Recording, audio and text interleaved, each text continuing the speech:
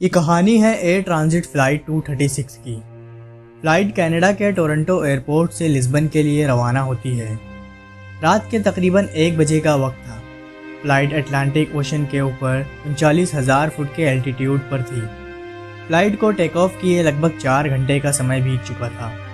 सब कुछ नॉर्मल चल रहा था। रात का समय होने की वजह से ज़्यादातर पैसेंजर भी सो रहे थे। तभी अचानक से कॉकपिट में बैठे दोनों पायलट के सामने एक फॉल्टी अलार्म बजता है, जिसे देखकर दोनों पायलट चौंक जाते हैं। इस तरह का इंडिकेशन उन्होंने अपनी फ़्लाइट के करियर में पहली बार देखा था। इंडिकेशन फ्यूल से रिलेटेड था। अचानक उन्हें मालूम पड़ता है कि जहाज़ का फ्यूल ख़त्म होने वाला है। 39,000 फीट के एल्टीट्यूड पर अटलांटिक ओशन के बिल्कुल बीचों बीच फ्यूल का ख़त्म होना ज़िंदगी और मौत के बीच लड़ने जैसा था। हेलो दोस्तों, मिस्टरलॉजी टीवी में एक बार फिर से आप सभी का स्वागत है। इस घटना की शुरुआत होती है 23 अगस्त 2001 को। एयर ट्रांजिट फ़्लाइट 236 ये एक 330 एयरबस जहाज़ था, जो कि टोरंटो पियर्सन एयरपोर्ट से लिस्बन जाने के लिए बिल्कुल तैयार था। ये करीब 7 घंटे की नॉन स्टॉप फ्लाइट होने वाली थी और उसी के हिसाब से इसमें फ्यूल डाला गया था। इस फ्लाइट में 293 पैसेंजर और 13 क्रू मेंबर थे। इस फ्लाइट के कैप्टन 48 साल रॉबर्ट पिचे थे, जिनको 16,000 घंटों की फ़्लाइट का एक्सपीरियंस था। इसी के साथ फर्स्ट ऑफिसर 28 साल डेक डिगर थे, जिन्हें 5,000 घंटों की फ़्लाइट का एक्सपीरियंस था। दोनों पायलट के एक्सपीरियंस में कोई भी कमी नहीं थी। इसके बाद फ़्लाइट एटीसी की परमिशन से अपनी मंजिल लिस्बन के लिए टेक ऑफ करती है। अब फ़्लाइट को टेक ऑफ किए लगभग 4 घंटे का समय बीत चुका था और जहाज़ अटलांटिक ओशन के बीचों बीच 39,000 फुट के एल्टीट्यूड पर था। तभी अचानक से पायलट ने जहाज़ के कंट्रोल सिस्टम के स्क्रीन पर एक फॉल्टी रीडिंग को नोटिस किया। उन्होंने देखा कि जहाज़ के इंजन नंबर 2 यानी कि राइट साइड के इंजन में ऑयल का प्रेशर ज़्यादा, ऑयल की क्वांटिटी कम और ऑयल का टेम्परेचर लो दिखा रहा है। इस तरह की अजीब रीडिंग को दोनों कैप्टन ने अपने फ़्लाइट के करियर में पहले कभी नहीं देखा था। इसके बाद वो फ़ौरन फ़्लाइट मैनुअल उठाते हैं और इस रीडिंग के बारे में जानने की कोशिश करते हैं, मगर फ़्लाइट मैनुअल में इस फॉल्टी रीडिंग के बारे में कोई भी जानकारी मौजूद नहीं थी। इसके बाद पायलट ने एयर ट्रांजिट के मेंटेनेंस डिपार्टमेंट से कांटेक्ट किया और उनको इस फॉल्टी रीडिंग के बारे में बताया, लेकिन बदकिस्मती से मेंटेनेंस डिपार्टमेंट के पास भी इसकी कोई जानकारी नहीं थी। उन्होंने पायलट से इस फॉल्टी इंडिकेटर पर ध्यान रखने को कहा। इस फॉल्टी इंडिकेशन के बावजूद भी फ़्लाइट की उड़ान में किसी भी तरह की कोई प्रॉब्लम नहीं आ रही थी। इसी वजह से पायलट अब रिलैक्स हो गए थे। इन्हें लगा कि शायद ये किसी फॉल्टी सेंसर की वजह से हुआ है। इसी वजह से फिर उन्होंने इस प्रॉब्लम को ज़्यादा सीरियसली नहीं लिया। मगर इसके ठीक आधे घंटे बाद रात के तकरीबन 1:30 बजे पायलट को एक और वार्निंग का मैसेज मिलता है। ये वार्निंग फ्यूल के इम्बैलेंस होने का था। फ़्लाइट के दोनों विंग्स में फ्यूल इक्वली डिस्ट्रीब्यूट रहता है, मगर फ़्लाइट 236 को फ्यूल इम्बैलेंस होने का इंडिकेशन मिलता है। इसका मतलब ये था कि फ़्लाइट के दोनों विंग्स में फ्यूल बराबर नहीं था। और फिर ये नोटिस किया जाता है कि राइट साइड के विंग्स में लेफ़्ट साइड के विंग्स की बनिस्बत फ्यूल कम है। अब नॉर्मली ये प्रॉब्लम भी पायलट के लिए कुछ ज़्यादा बड़ी नहीं थी, क्योंकि इस प्रॉब्लम को आसानी से पायलट द्वारा ही ठीक किया जा सकता था।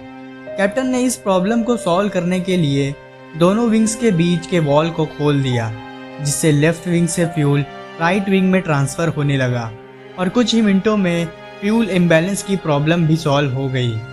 दोनों विंग्स में फ्यूल की क्वांटिटी अब बराबर हो चुकी थी, मगर दोनों पायलट इस बात से बिल्कुल भी अनजान थे कि ऐसा करके उन्होंने बहुत बड़ी गलती कर दी है।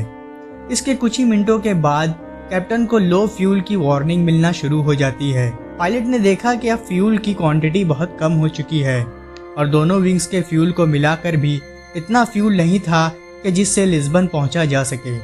फ़्लाइट 236 अटलांटिक ओशन के बीचों बीच 39,000 फुट के एल्टीट्यूड पर थी। ऐसे में कैप्टन ने ये देखना शुरू किया कि फ़्लाइट से सबसे करीब में कौन सा एयरपोर्ट है। सबसे करीब में जो एयरपोर्ट था वो पुर्तगाल के एज़ोर्स आइलैंड पर मौजूद लाजेस एयरबेस था। कैप्टन ने फ़ौरन से एटीसी से संपर्क किया और उन्हें बताया कि हम फ्यूल शॉर्टेज की वजह से इमरजेंसी लैंडिंग करने वाले हैं। इसी दौरान कैप्टन ने यह देखा कि हर सेकंड करीब 1 गैलन फ्यूल ख़त्म हो रहा है। अब फ्लाइट में सिर्फ 60 टन ही फ्यूल बचा था और एयरपोर्ट भी अभी 280 किलोमीटर दूर था। ऐसे में एयरपोर्ट तक पहुंच पाना काफ़ी मुश्किल लग रहा था। इसी दौरान अब एक और प्रॉब्लम सामने आ खड़े हुई। प्लेन के राइट साइड यानी कि इंजन नंबर 2 में आग भड़क उठी। ये देखकर जहाज़ में अफरा तफरी मच गई। अब प्लेन में सिर्फ एक ही इंजन बचा हुआ था। कैप्टन ने फ्लाइट को 39,000 फुट के एल्टीट्यूड से 33,000 फुट के एल्टीट्यूड तक ले आया। फ्यूल बहुत तेज़ी के साथ ख़त्म हो रहा था। कैप्टन ने फ्यूल के लीकेज को भी ढूंढने की कोशिश की, मगर अंधेरा होने की वजह से लीकेज को ढूंढ पाना काफ़ी मुश्किल था। इनके पास अब सिर्फ आधे घंटे का ही फ्यूल बचा था। कैप्टन लगातार मेंटेनेंस यूनिट और एटीसी के साथ कांटेक्ट में थे। मेंटेनेंस यूनिट ने कैप्टन को सजेस्ट किया कि फ्यूल के लीकेज को कंफर्म करने के लिए फ़्लाइट को 33,000 फुट से 20,000 फुट के एल्टीट्यूड पर ले आए, मगर कैप्टन ने ऐसा करने से मना कर दिया। अगर फ्लाइट एक बार 20,000 फुट के एल्टीट्यूड तक नीचे आ जाती और लीकेज कंफर्म भी हो जाता, मगर इसके बाद फ्लाइट दोबारा से उतनी ऊंचाई तक नहीं जा सकती थी और फिर शायद इन्हें समुद्र में ही लैंड करना पड़ता, जो कि फ़्लाइट के लिए बहुत ही रिस्की था। उधर दूसरी तरफ एजोर्स आइलैंड पर मौजूद एयरपोर्ट पर लैंडिंग के वक्त किसी भी तरह के रिस्क को रोकने के लिए पूरी तैयारी की जा चुकी थी। अब प्लेन धीरे धीरे एयरपोर्ट की तरफ बढ़ता है, लेकिन इसी बीच प्लेन के इंजन नंबर 2 में आग लगने के कुछ ही मिनटों के बाद प्लेन के इंजन नंबर 1 में भी आग भड़क उठती है।